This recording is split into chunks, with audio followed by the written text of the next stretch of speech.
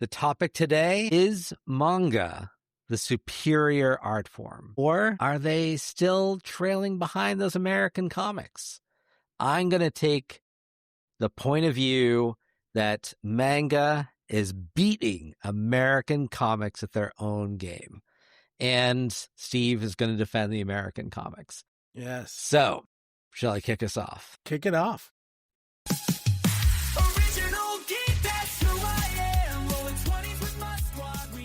All right, welcome to Original Geek, the all-fandom podcast for sci-fi, fantasy, comics, and every pop culture obsession that built us. Gen X, Millennial, or just Geek Curious? Welcome to the basement. Hi, I'm Steve Scarfo. And I'm Jeff Shaw, and we'll be your Grand Line map for today's journey to the world's greatest treasure, because we are diving into One Piece and the manga anime influence in Hollywood today. Yeah. This is admittedly an area we don't know a ton about, or we actually maybe know more than we thought. Yes. But this is going to be us coming at this as two 50-something-year-old guys. So buckle up and bear with us because we are going to dive right in. It's time for a random review. We're ready to do a random review of One Piece. All right, welcome to Original Geek. We set the topic, the Tice set the direction. We know what we're reviewing, we're just not knowing how. Primarily Season 1. We know Season 2's out. But Yes. we're just starting it. Maybe like many of you. Yes, this is exciting. I believe the first episode well, actually the whole season. This is one of those whole season drops just happened. All right. I rolled for you first last time, or you rolled for me first? I don't think so. I think... All right, so I'm going to roll for you. Yeah. Got my 20-sided dice. Ready. Here we go. A 2. A failed fortitude. The Netflix house-style lighting. So the muddy, dim cinematography in the night scenes. A visual class. Critics have noted that while the costumes are vibrant, the lighting often feels dull and gray, Netflix look, sometimes washed out by the bright, candy-colored world of Ichiro Oda, making some scenes feel very visually flat. What do you think? I actually quite disagree. However, remember, we already prefaced this by saying we are new to this world. So I did not watch any of the anime of One Piece, so I have not seen that. But I will say the manga was black and white, so not that vibrant. Come on. So at least that's my understanding. And hey, maybe I'll be doing a canon correction for those who are experts. But as far as I know, the manga is black and white and the anime is color. I thought that the cinematography here was very bright. And I thought in general, this show is really bright and positive. And I think when you have a nighttime scene or a dark interior, that's okay. I don't think it has to consistently look like it's daylight. But overall, this was a very visually appealing show. It did have a lot of bright colors. The pirate scenes, the circus, that they were the circus clowns. Yeah. There is a lot of brightness, I thought, to this, and I think just in general, this show is incredibly positive. The monkey. Oh my God, Monkey D. Luffy. Monkey D. Luffy. He's just such a joy as a character. So I disagree with this being too dim. I'll say I agree with your disagreement because I just watched season 2, episode 1, and there's a lot of night segments that were very well lit. Now they were in the city at that point in time, so I won't spoil it because I know it's brand new for folks. But I think it's a super vibrant show. It's one of the things that drew me to it initially was how like bright and poppy it was. Right. Right. Okay, are you ready? Let me have it. Got a 7. Successful stealth check. the Easter egg hunt, bounty posters and background references, masterful world building from Stephen Cavill and Bellamy's posters to the subtle mentions of Baroque works. The show felt lived in and rewarded longtime fans without confusing the normies. We can probably speak to the second half of that. I love this. I love that I got this. Now, again, if you guys don't remember, we don't know these beforehand. We get them generated, but we try not to look at them. So I had no clue this was coming, but I love it because we just said, I'm the normie. In this case, right? I am the one who didn't catch these. I will say I understand the references to Baroque works, like the actual works of art in the background. I've noticed them just because I'm old and I've seen pictures of this stuff in the past. But like I do think the artwork and the posters, I do think the background work, it's we talked about it in, was it Star Trek and the cross for Starfleet Academy, all the Easter eggs that we noticed in that show are the same number of Easter eggs I'm sure I have missed in this show. Just because I came at this show without knowing anything about it. I'm sure there are fans of One Piece, both the anime and the manga, who are like, we're waiting with bated breath for season 1, right? I'm reading a new book series right now, Dungeon Crawler Carl, and I know that's coming out. Now I'm excited for it, but I had no idea what this was a month ago. And now I'm into it. So I feel the pain, and I apologize to anyone who's listening going, you idiot, how did you not know? So I didn't have any clue, but I love the details and the sets. It does feel like a fully realized world, right? It doesn't feel like the old Star Trek where they're on a set that you can tell it's a painted wall. We've talked a lot about TV shows and how they put money into the budgets. They've obviously spent some money on the special effects. Everybody's costumes are bright. The hair is bright, but the special effects are really cool because of the devil fruit powers that so many of them have. And that was pretty cool to see. So I do think they've done a really nice job of putting that. I'm sorry if I missed all the callbacks to other stuff. So yeah I agree. And we enjoyed this show without knowing anything going in. I've since found out that this is like the most successful anime manga series ever. And it just goes to show that that's not generally in the realm of entertainment we operate in. But we could enjoy this. So what we're saying is give this a try. If you do not need to know the source material at all. But apparently if you do know it, there's lots of Easter eggs and you're going to love it. Yeah. So, of course, if you do know it, you've already seen it. Probably. So like and subscribe. Thanks for joining us on this little journey. If you're a regular listener, you'll know this is part of the show and also a small segment. If you're just listening to the small segment, join us on the larger show. But we're going to jump over now to our flashback. Let's take a trip through time. It's a geek flashback. Love this flashback. I do. I'm ready. One of my favorite cartoons when I thought I was younger when I saw this, but apparently its American debut was 1979. Star Blazers came out in 79 in the US, but it was originally a Japanese anime, which we did not know that. Steve and I, we thought we were watching an American show. Although the clues were there. We just missed them. This whole episode is hindsight is 2020. That is the theme of this episode. We did not see it then, but we see it now. So what a great show this was, though.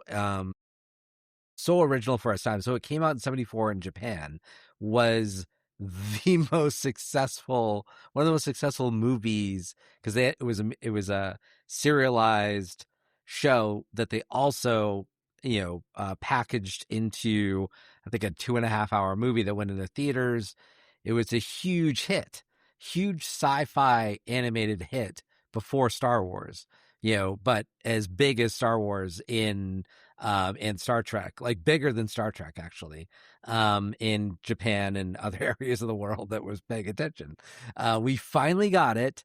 And another thing I did not pick up because I didn't know it was Japanese is the battleship was that they so the concept is, for those who don't know it, and you can watch these episodes for free on YouTube, an alien race has bombarded the Earth and it's not safe to live outside and everyone lives underground. But the bombardment, which is irradiated, has the planet Earth, even underground, only has a year left to survive. And there's a lot of references here to the Japanese surviving a couple of nuclear bombs, and their battleship Yamato, which was sunk during World War II, it survived on the bottom of the ocean, and they need that as their last spaceship, their battleship spaceship, and an alien race helps them, give them the technology to make that into this battleship that can survive the long journey to this alien world where they can learn how to fight and survive against the alien invaders. So yeah, it's called the spaceship Yamato in Japan, and it's still to this day still running, still having like action figures and manga and anime, and really, it's still going. Yeah, as Star Blazers or just with that as spaceship Yamato. It was only Star Blazers here. And the Japanese term for their they were going to be Star Force, but even though they came out before Star Wars, they were afraid they'd get sued because Star Force sounds too much like Star Wars. So they were still Star Force, like the military called themselves that, but it was Star Blazers is what they landed on because they didn't want to sound anything and get sued by Star Wars. I will say Star Force is better than Space Force, which we unfortunately chose as a real thing. That's awesome. That when we talked about this when we were prepping the show, you mentioned Star Blazers, and I had forgotten all about it. I have like vivid memories of watching that ship fly through the air. I had to actually look it up when you said it. And I'm like, oh my God, I remember the show because I was like 10 when it hit us. So I was in the prime time for watching this stuff. You know what I mean? It was probably on Saturday morning cartoons for us. Because when we were kids, it was Saturday morning. Well, that's all you got. You know what, though? I take that back. That was some of those other Japanese shows like Voltron and like, I know this wasn't a Japanese show, but it's kind of that same idea, like Space Ghost. Yes, they were afternoon. In the afternoon, we got cartoons.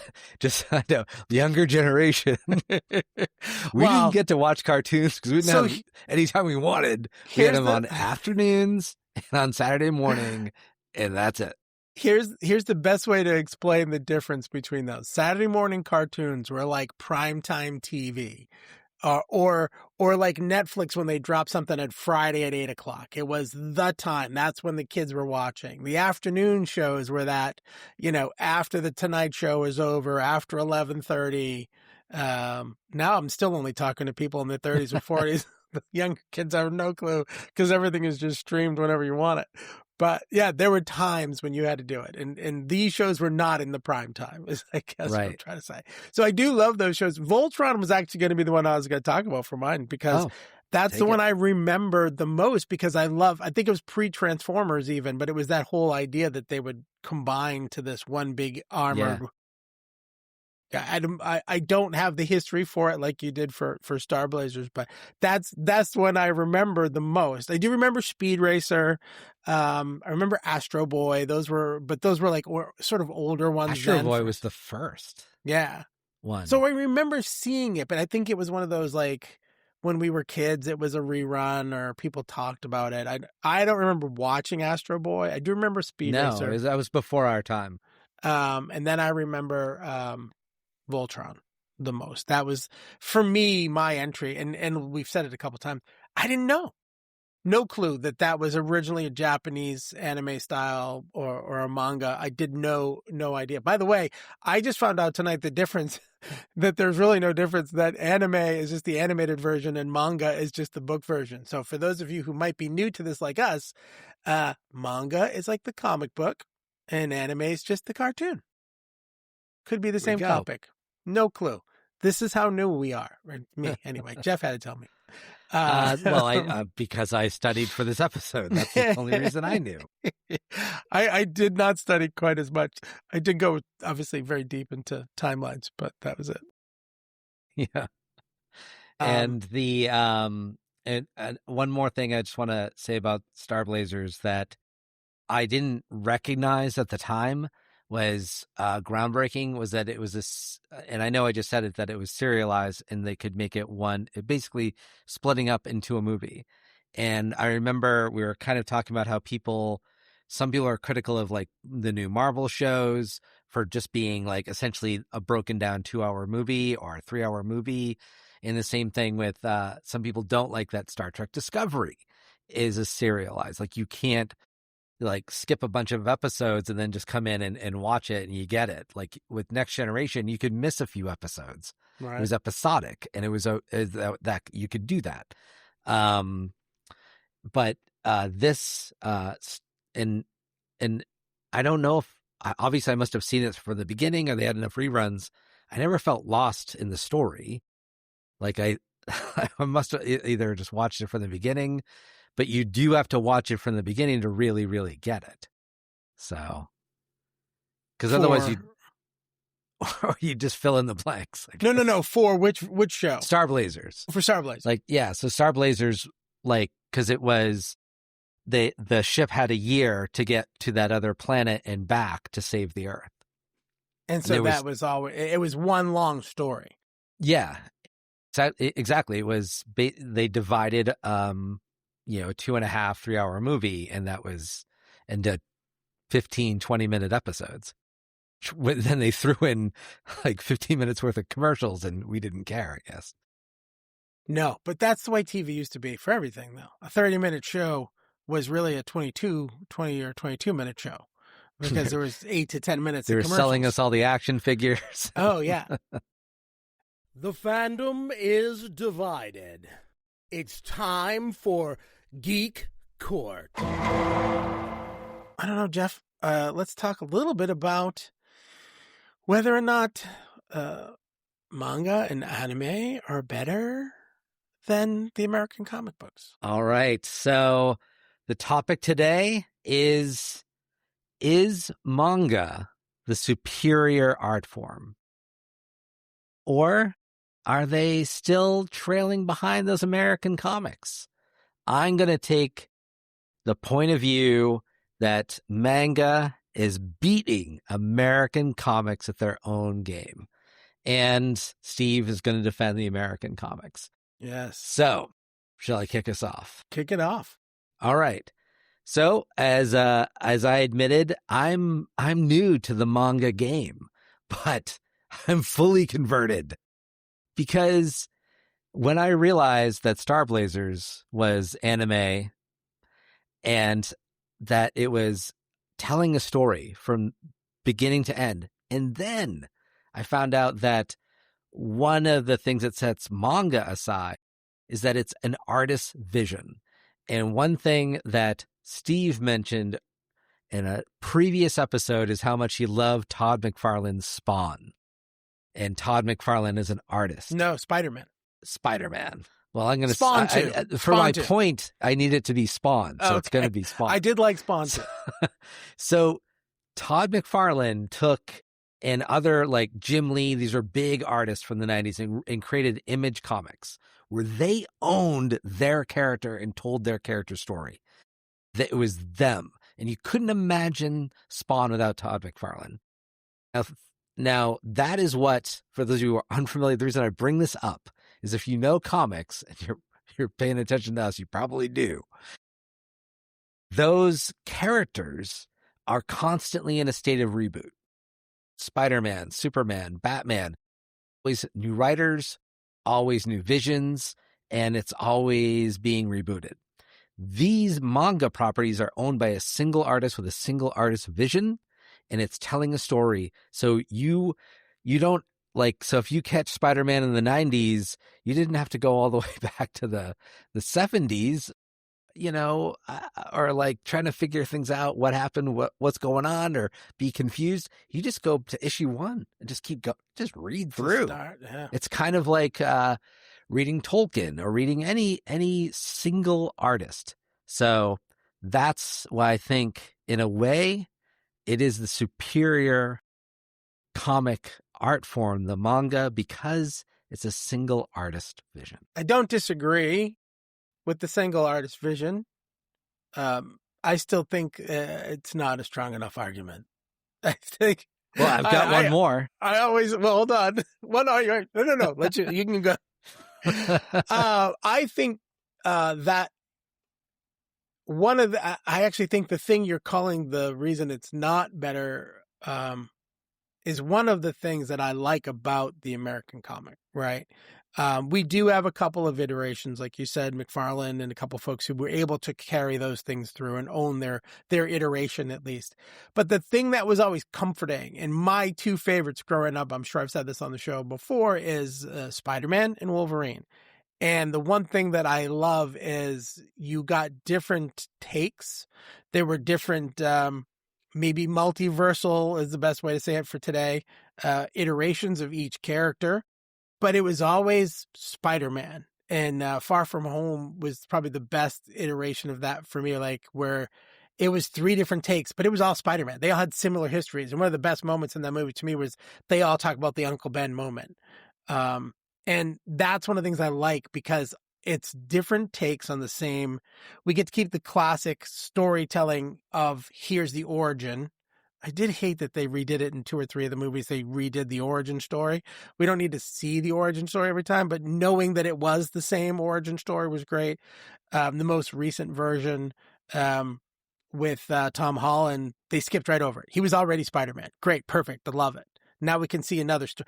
But that, because we know who Spider-Man is, we could do it, right? We didn't have to learn about another character. So I think one of the things I like about it, the American version more, is we can branch from a common ground because they don't always change it. And then you can tell different stories.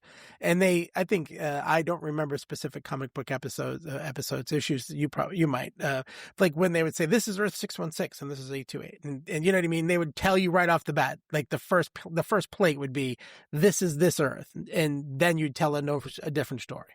Sorry, hit my mic. So I really think that that's sort of what,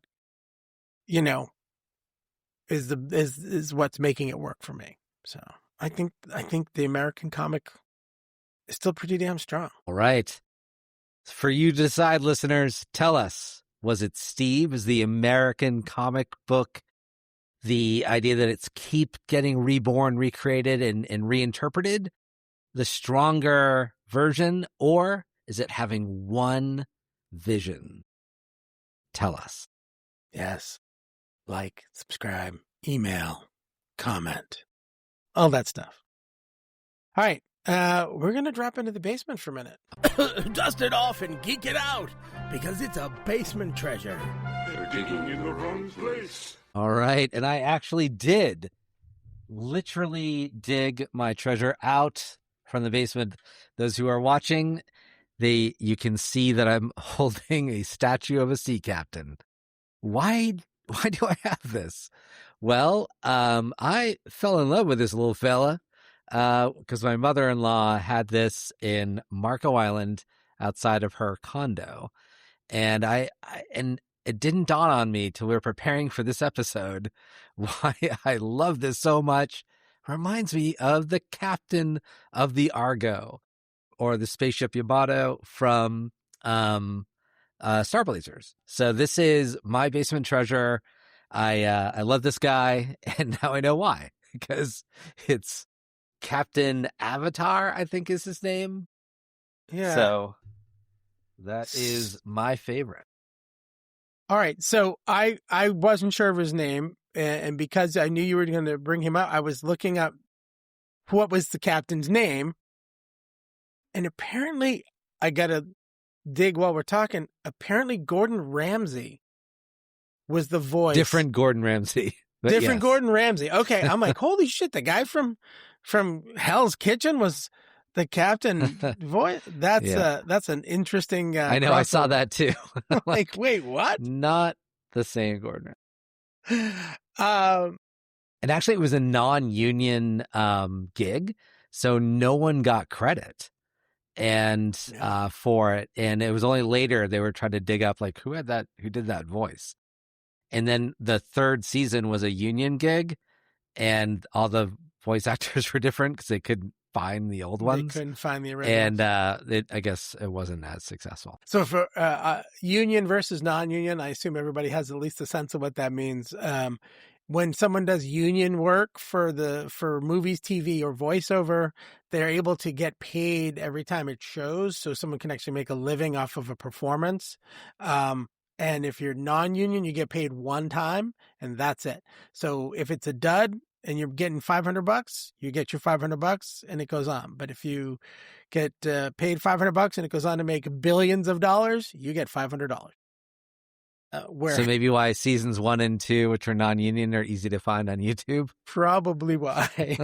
So awesome. I do not have a basement treasure for this week, so I'm glad you had found something.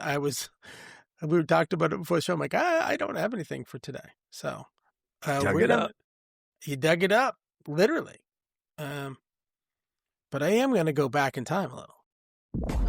Let's take a trip through time. It's a Geek Flashback. All right.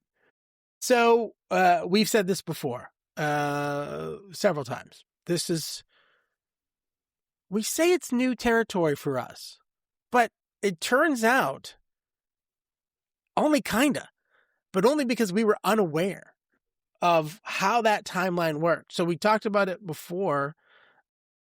Star Blazers in 79, Voltron in 84. These were shows we both watched. We talked about them, loved them. So I think part of this evolution for me that's interesting is it snuck up on me. Like, I didn't even know it was evolving, and I was enjoying it.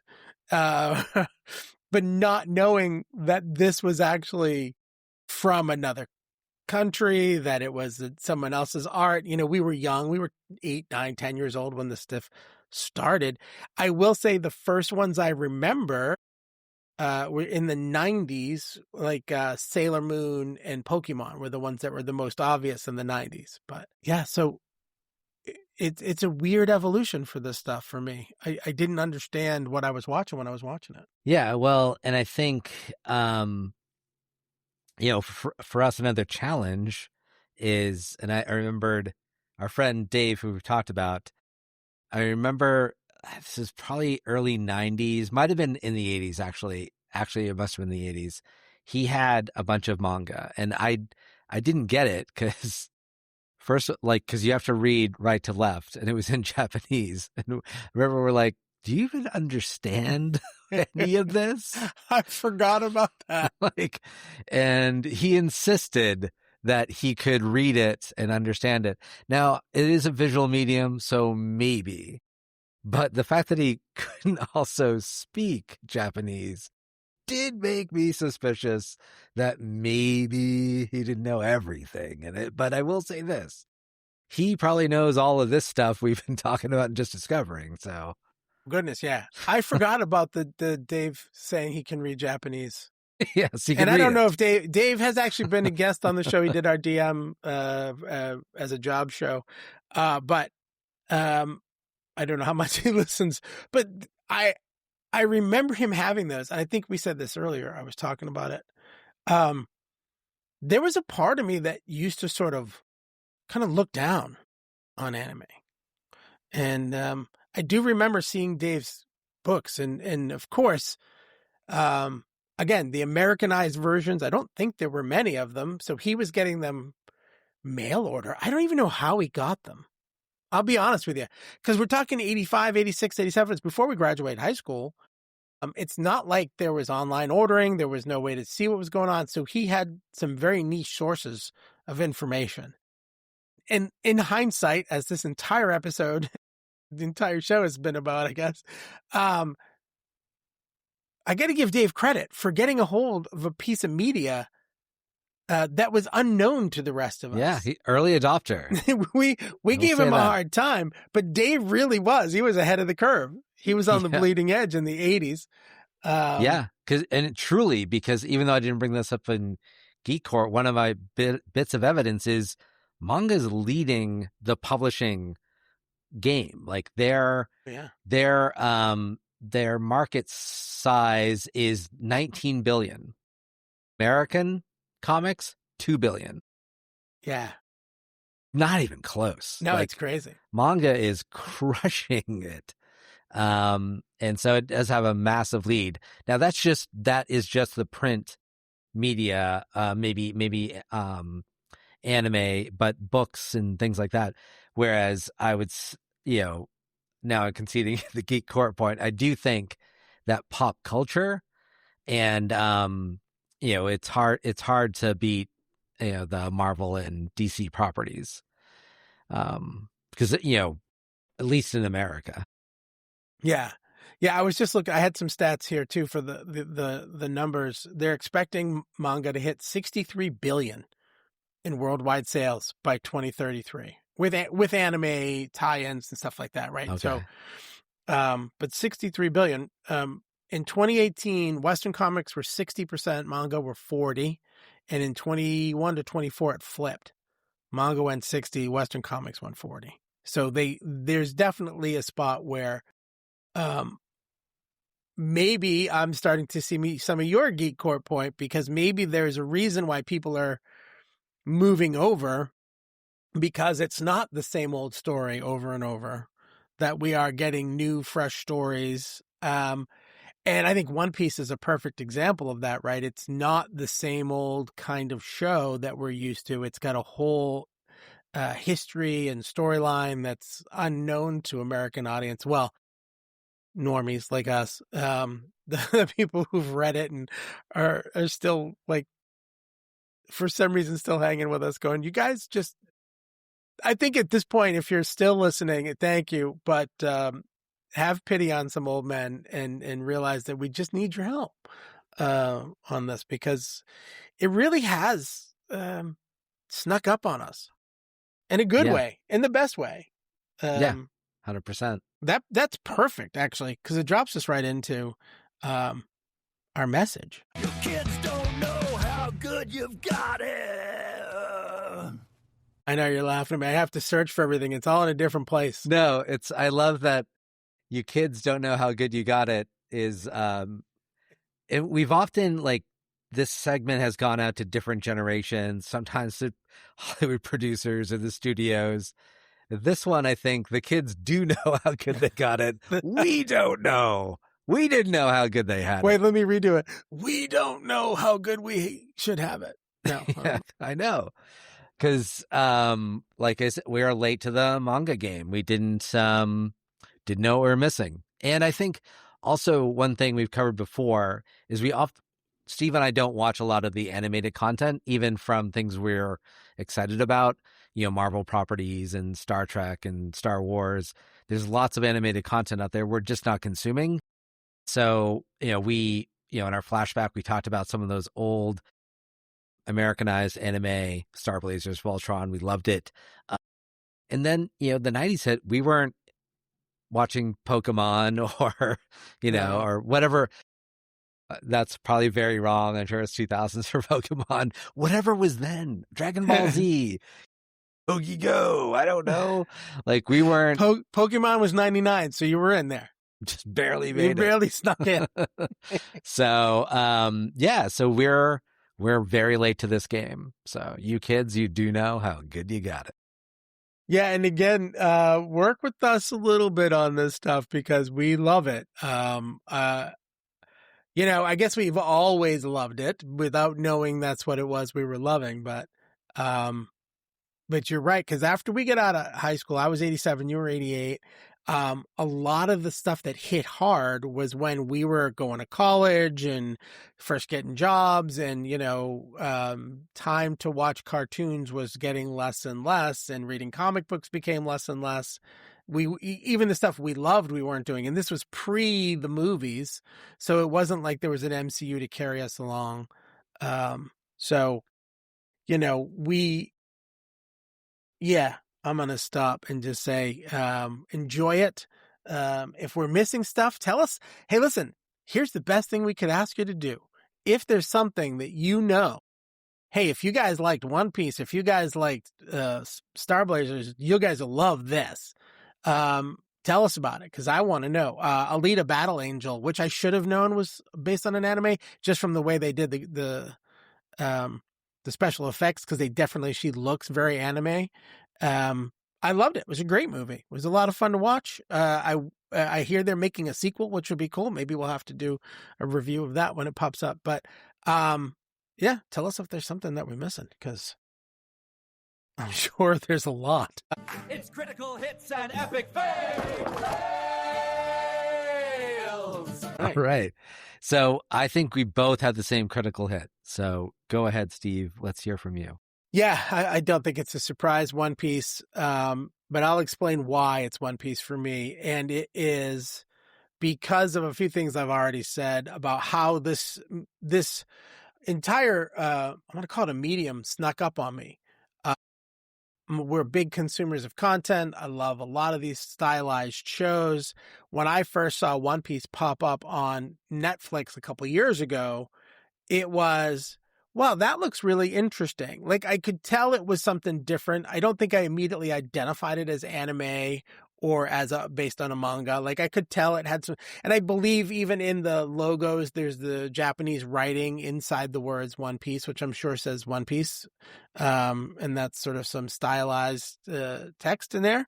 So I think subtly I understood it, but it wasn't like, again, I wasn't waiting for the show. I stumbled upon it during a Netflix search because sometimes, I think I've said this before too, my kids and my wife are asleep by 9. I stay up till midnight. I end up watching all sorts of stuff. I think I was on a search for something new, stumbled on it, and burned through the entire season because it was just a great, great show. So to me, this has reintroduced this world to me. A world that I once kind of looked down on and said, hey, that's kind of cheesy or it's different. And I was being the old guy in the room who wasn't being not welcoming. And I regret that because I'm very happy that the show came around. And in fact, excited to keep watching season 2. So that is my hit. Yeah. So I'm going to double down on that. And I will admit, though, that One Piece, I wasn't like episode 1 totally bought in because of it is a bit silly. So if you're of older generation, this, when you're watching this like, I just had to be like, wait, this isn't written for me, 50 some odd year old me. This is for more of a teenage audience. And you can enjoy it from that lens. Like, there's plenty of great young adult material out there, Divergent, the Hunger Games, it's geared towards a younger audience, and just enjoy it because it's a lot of fun. And if you watched Fantastic Four, the movie last year, I know some people didn't like that Reed Richards, Mr. Fantastic powers weren't that fantastic. Monkey Luffy's power is elasticity, and he's super strong. They got it right. Like, if you like, I need that Mr. Fantastic power, you're going to see it in its glory in One Piece. And so, because and I don't think we really truly explained, like, it looks like a pirate show. So that's what I thought we were getting into. And so maybe that's also like what's going on? They have superpowers? What's going on? They have superpowers. It's silly. It's fun. It's incredibly positive. Monkey D. Luffy wants to be the king of the pirates. And you're thinking, well, piracy kind of villain, kind of Anti-hero almost. Yeah, anti-hero, not at all. No. He is such a nice guy. He's like, what's your dreams? I want to make your dreams come true to everybody. And again, I don't know the original stories, but the way the kid is playing it, and I wish I thought to look up the actor's name. It's absolute joy. 100%. I agree with that. Yeah. Yeah. So, incredibly well done. Of course, like Anaki Godoy. Hopefully, I'm probably not pronouncing that correct. With that, he's Monkey D. Luffy. So, do you know so that good. kid was on a show? That kid, very good actor, was on a show called The Irregulars. So I seen him in The Imperfects. Imperfect. Sorry. Thank you. Yes. Oh, thankfully, no canon correction. The Imperfects, where he played a guy who was affected by some drug that kind of turned him into a lycanthrope, but not a werewolf. He was almost like a jackal. But I liked him in that too. Kids get a lot of great energy. You know what it is? The show reminds me of the old kind of what's the word I'm looking for? Like the Japanese style fighting movies, like the ninja movies, or like a Jackie Chan movie where the stunts are over the top. Now those movies were physical stunts, and the fighting was over the Crouching Tiger, Hidden Dragon, where they were flying through the airs, like that stylized fighting. So that's there was some old like kung fu karate movies that were kind of silly too. Yeah, right. Didn't take itself too very seriously. Stylized. Yeah, and that's what. So I agree. I like those. So I think my fail was me not giving this enough of a chance earlier on. So I said it was going to change, and I realized I'm my own failure. My own epic fail was not giving this the right attention early on. So, and I think in my failure is Hollywood. So because I think one thing that I saw when I was doing this is like people were surprised. Hollywood was surprised that One Piece worked as a live action film. And I think a big part of it is it recognized it needs to stay true to the source material. My point earlier during Geek Court was that this is one artist's vision. And when, with Marvel and all these other properties, you can have your own take and spin on it. And people are going to we're used to that. New writer, new spin, they're always doing this, always getting reborn and reinterpreted. And I think Hollywood, the reason it keeps failing at adapting this material is they try to put their own spin on it, do it a little bit differently. And the true fans, which are $1 billion worth of fans, they don't want your spin. They don't want that. And so apparently they got it right with One Piece. They're staying true to the source material. I think it's hysterical because that was my exact rant from a few episodes ago. You know what I mean? No, and it's beautiful because it fits here too. Don't change it. Yeah. Follow do what they did. It was successful for a reason. Yeah. I know. So often something gets screwed up because someone's got to do their own version of it. You're right. Yeah. Well, and I agree with you on the Hollywood part of it because I think it's mostly the American film industry. And it's probably the biggest thing they get made fun of for, which is there's 17 layers of administration and executives, every one of them feeling like they have to put their mark on this movie so that they can get the promotion and do better and get another movie. And all they end up doing is making a big mess. It's like when an artist creates a painting and they use 15 individual colors and it's vibrant. I think of Georges Seurat, Sunday in the Park with George, right? That very vibrant picture. It's all dots. And it's beautiful if you let each dot be what it's supposed to be. But if you try to smear that sucker, it's going to be a big field of brown. And I think sometimes our movies and TV shows end up a big field of brown. If it's brown, flush it down. Flush it down. All right. Well, listen, we tried some new stuff tonight, a little bit shorter. So thanks for joining us. We have Original Geek Podcast at gmail.com, originalgeekpodcast.com. Check us out, TikTok, Instagram, Facebook, YouTube. Like, subscribe, follow. And hey, if I don't think this will come out before then, but we are heading down to Boxborough, Massachusetts, and we're going to be doing some fun stuff, and we're going to be doing a random review of the classic sci-fi comedy Galaxy Quest coming up. And hopefully we'll get a chance to talk to some of the actors that are going to be there. So